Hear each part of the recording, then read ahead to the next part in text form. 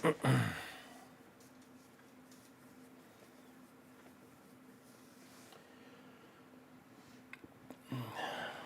morning, morning, morning, morning. Good morning, everybody. It's about that time to get into the Word. A little bit later this morning. I had to stay up a little bit later last night because I was having trouble putting together lesson plans. That's how it is. That's how it is. How you doing? Thank you for joining us.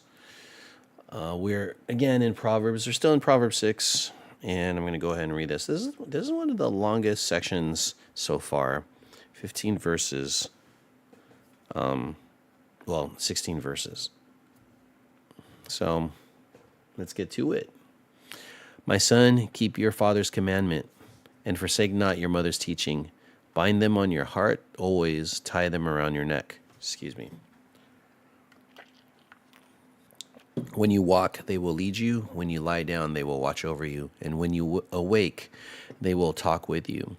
For the commandment is a lamp, and the teaching a light, and the reproofs of discipline are the way of life, to preserve you from the evil woman, from the smooth tongue of the adulteress. Do not desire her beauty in your heart, and do not let her capture you with your eyelashes. For the price of a prostitute is only a loaf of bread, but a married woman hunts down a precious life.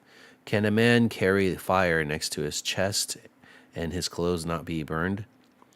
Or can one walk on hot coals and his feet not be scorched?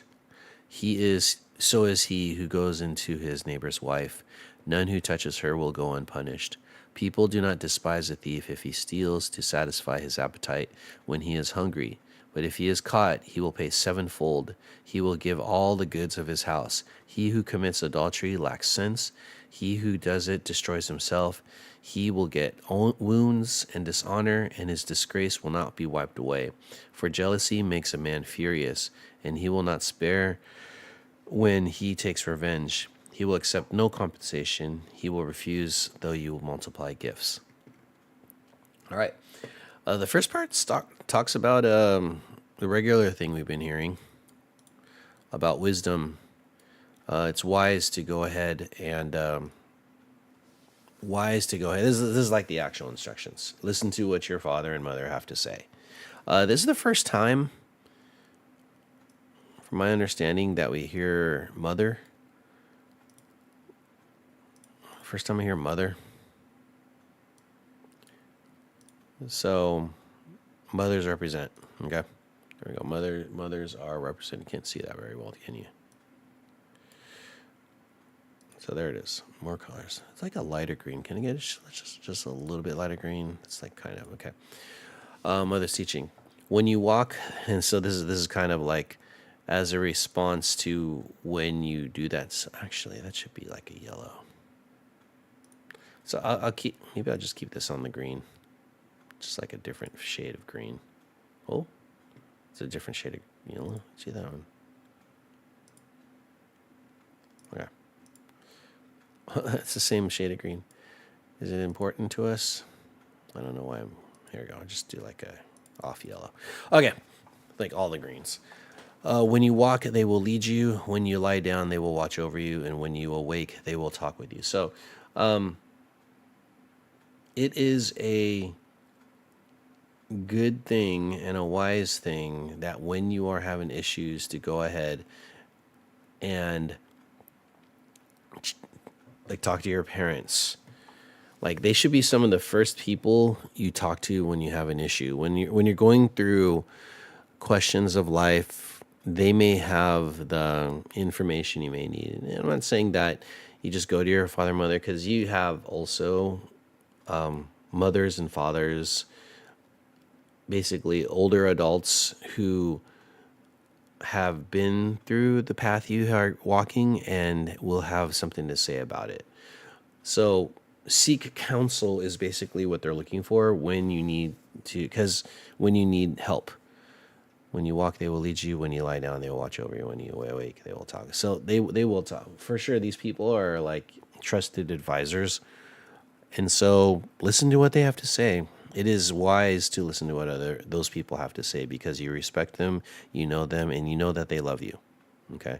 You know that they have your best interests in mind. And so when they give you advice or give you thoughts, yeah, it's not because of some insidious or malicious intent that they say these things to make you hurt. Yes, it may hurt because it goes against what your body and what your feelings are going for, but they're trying to give you reason and facts and logic to go ahead and help you out through situations that you shouldn't be in. And they're talking specifically about, in this particular verse, is talking about the evil woman, the adulteress. Okay. Okay. I don't think they said adulteress in the previous verses. They called it the forbidden woman. I could go back and check it out. But it's been in the recent chapters that we've been hearing about the evil woman, the adulteress, the forbidden woman. For the commandment is a lamp, and the teaching a light, and the reproofs a discipline for life. So this is kind of like a transitional. I'm getting into this like a little greeny. I'll do this one. Reproofs of discipline are the way of life. So again, these are the things that you should be following because they are a light. And then there's this contrast between light and dark and everything like that. I guess light here relates to the wisdom, because if you follow the light, you're following the way, you're following the path in which you go. In the darkness, you go to the light because we naturally are people of light. And so we go into the light. There's the light, it's there, let's walk that way. The reproofs of discipline are the way of life. So that's pretty a big thing to remember, is that when people are calling you out, it's only natural that people call you out. The reproofs of discipline. This is going to go back to the original green. The reproofs of discipline are the way of life. Like you need to be disciplined. If you're not getting disciplined by some trusted adult like your parents, which is not the only people you could be receiving reproof from. If you're not receiving discipline from a trusted adult, you are not living in the way of the wise. If you don't have adults that are around you to help you, like trusted older adults that are around you who have walked these paths, and they're not around you to give you reproof or discipline, you're in a bad space. You're in a very bad space. And so I hope that you can do that, because one of the benefits of it, which is the intention of these verses, is to preserve you from the evil woman, from the smooth tongue of the adulteress. Because there will be women out there that for sure you will fall into that. Now, it goes into the idea of the neighbor's wife. The contention is, which is I'm kind of interested to kind of think about, is, does that mean your neighbor's wife is evil? Is your neighbor's wife evil and the adulteress? So I guess the wayward, I also heard the word wayward woman, which is interesting because it's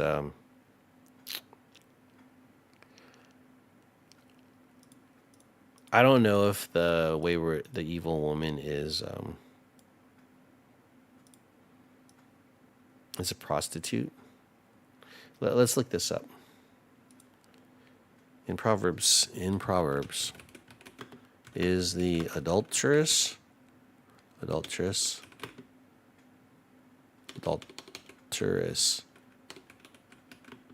a married woman or not? Okay, it's a married woman who is unfaithful to her husband. Okay, good. All right, good. The text often describes her as one who forgets the companion of her. Okay, well, this is all right. You can't be an adulteress unless you're married or something like that. So they're talking specifically about a woman who is being unfaithful to her husband. And so Yeah, that's the thing. So if there's a woman out there and she's married and she's not being faithful or being faithful to her husband and she is seducing you, that is a bad thing. Bad thing that she's doing it. Even worse if you follow through with her seductions. So that's the thing. So right here, do not, and go ahead and highlight these things. These are the things to, they do not desire her beauty. So this is the main. It's really bright. Let me go get the next one down. Do not desire her beauty in your heart, and do not let her capture you with her eyes. Okay, so it starts with the heart, because there's going to be beautiful women out there, and you don't know if they're married unless you look at the ring, or sometimes they don't wear their rings. So that's the thing, or they might even come on to you, and you may like it. It's like, oh, they're coming on to you. That's kind of, this is a beautiful woman. What the heck? Oh, those eyelashes. So beautiful. Why say eyelashes? Is that a thing? Blink, blink. Blink, blink. Is that a desirable trait in a woman? Is that their eyelashes are really beautiful looking and curly? That's kind of a thing. But seriously, when you have moments where you encounter beautiful women, you will encounter women who are not completely faithful to their husband. Okay? And it is possible in the other side where you're, especially in the place of work, your workplace, where you have women in your workplace, where you're working with them, and you actually notice how amazing they are in their profession, in their heart, in their intention to help other people, especially their students. And so, for in my case, like teaching, yeah, you'll find people, or whatever profession you're in, you will find others of the opposite sex who kind of are attractive. There's no doubt about it. There's so many people out there that, of course, that you, especially when you're in the workplace and you're sharing the same goals, the same purpose, the same activity. Yeah, of course you're gonna be attracted to people out there. So that's gonna happen no matter what. But what's here is in your heart is the key phrase here. And once you start thinking about it, and actually that should be like a red color. They have like a pinkish. Oh, there you go. There's like a pink color. We'll do that. Okay, in your heart.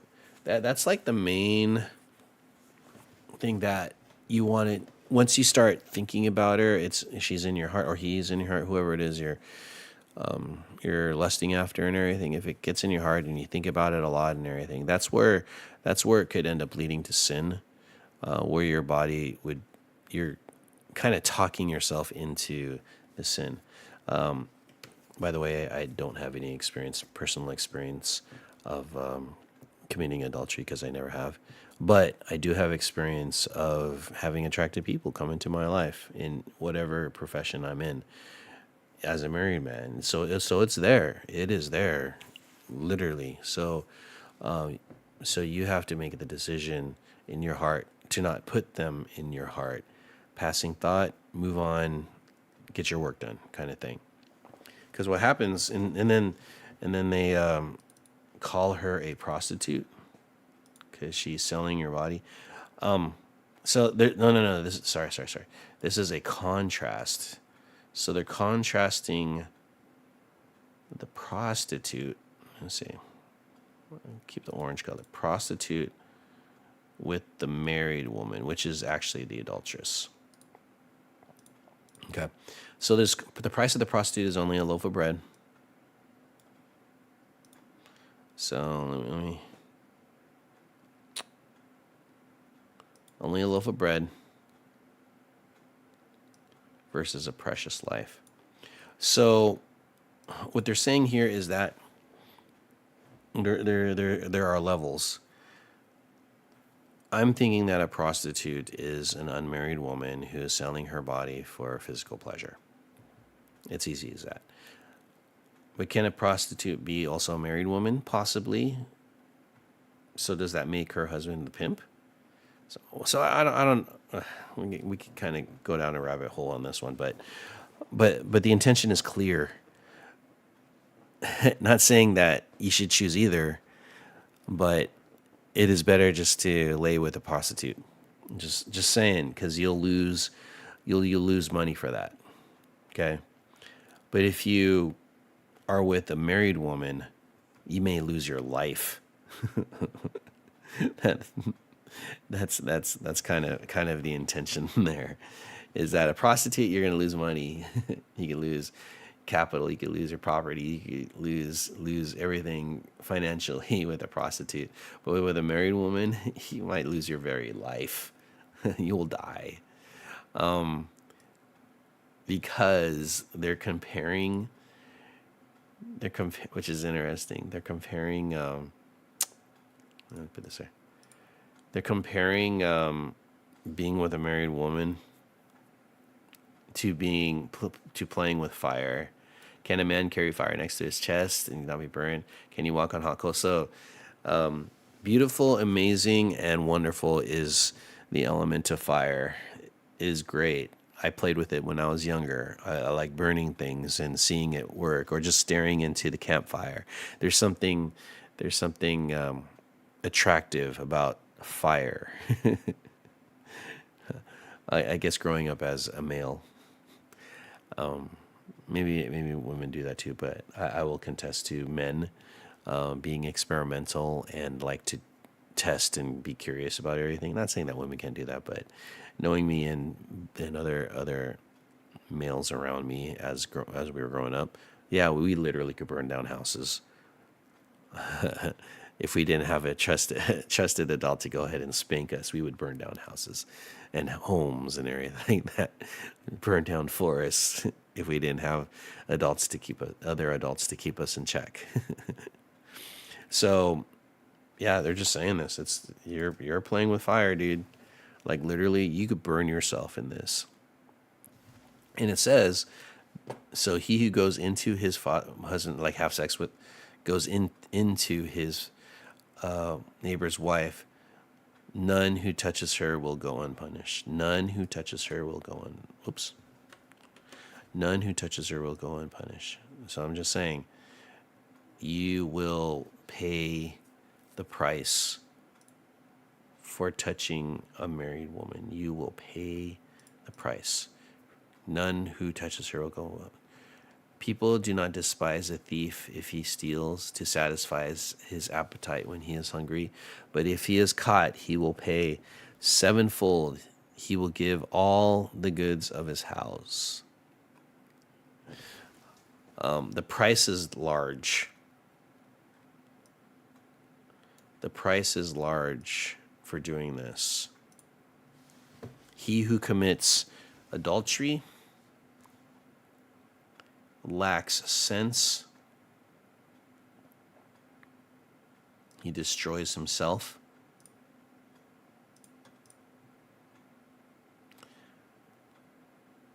Again, these are consequences of committing adultery, because you yourself become an adulterer when you are unfaithful to your spouse and lay with another person, man or woman, whatever, doesn't matter. He will get wounds and dishonor. Yeah, the wounds are of the heart in relationships and all that kind of stuff, because what happens is when you get married, you connect two families, everyone in your life and family wise, and all your relationships that you have acquired from your birth till your current time, all those relationships, friendships, those all become enmeshed into the marriage that you are in, along with your spouses, relationships, families, and all that kind of stuff. And as you spend years with this person, you interact with all of these people, whether once or a lot, depending on the relationship between and the distance between these people that you are in relationship with. And and it is very understood that marriage is a sacred thing, and it's already understood that once you're married, you're not supposed to be with someone else. It's very understood. Even people who are out of marriage and are just boyfriend and girlfriend, they understand this idea of cheating.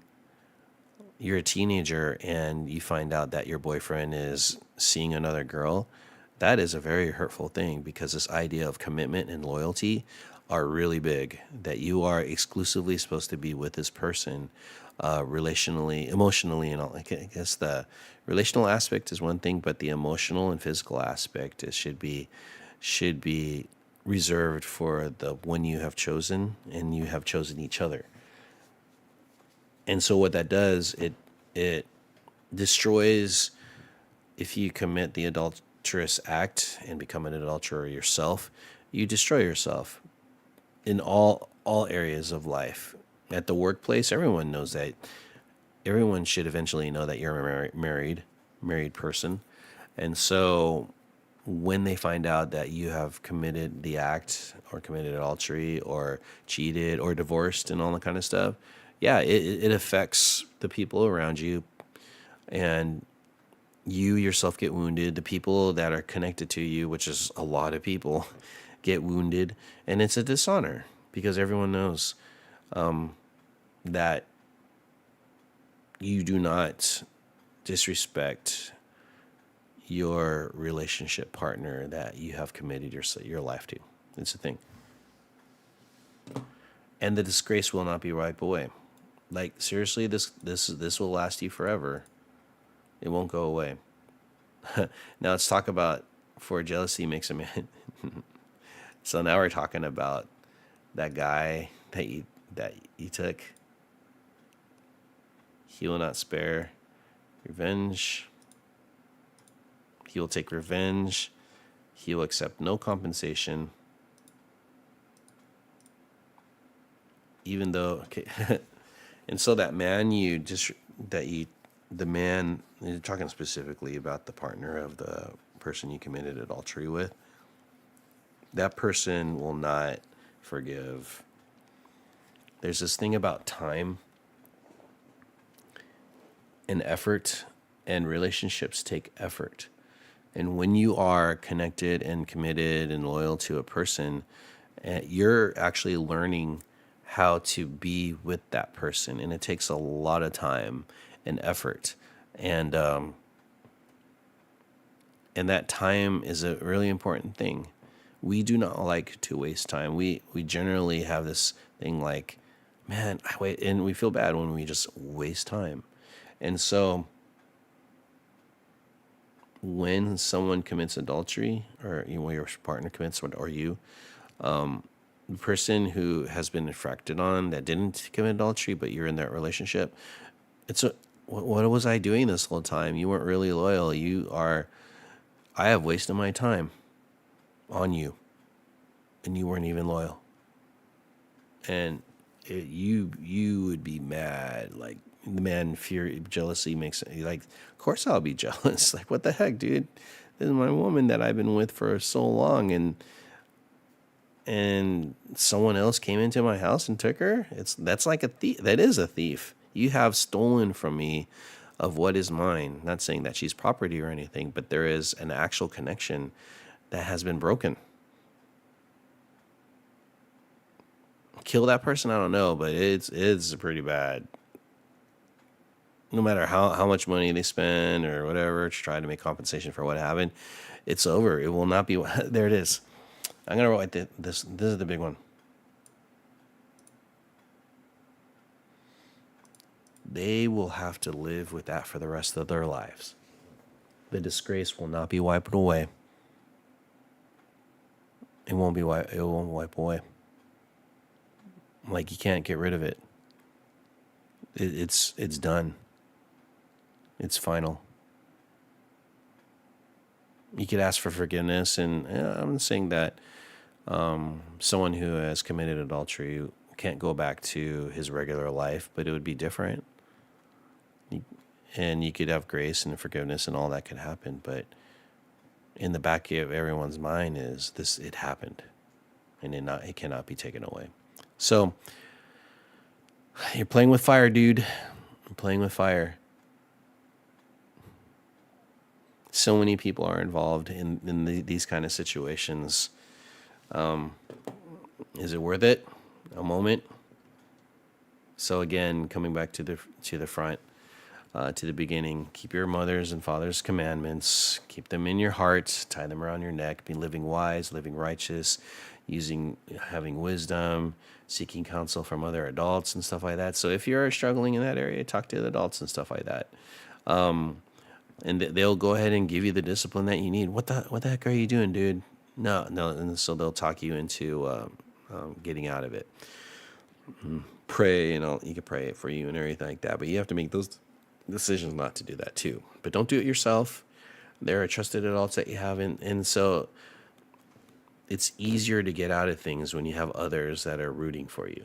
Okay, and you have a lifetime of relationships, hopefully in your life, that you could go ahead and talk to. If not, find someone that you could go ahead and talk to. Don't do it on your own, and do not ruin your relationships that you have. If you're having a hard time in your relationships, yeah, get counseling, get trusted adults who could give you advice. Don't struggle on your own. It's not meant for us to struggle alone. God didn't want it. We are in community, first and foremost, to our family, like our moms and mothers and fathers, brothers and sisters, aunties, uncles, cousins, best friends, all those people, like grandparents. These are people you could go to when you need help, especially in these situations. Don't struggle on this on your own. Okay. Anyways, that's all I have for today, and I hope you have a good one. And I'll see you guys next time. Peace.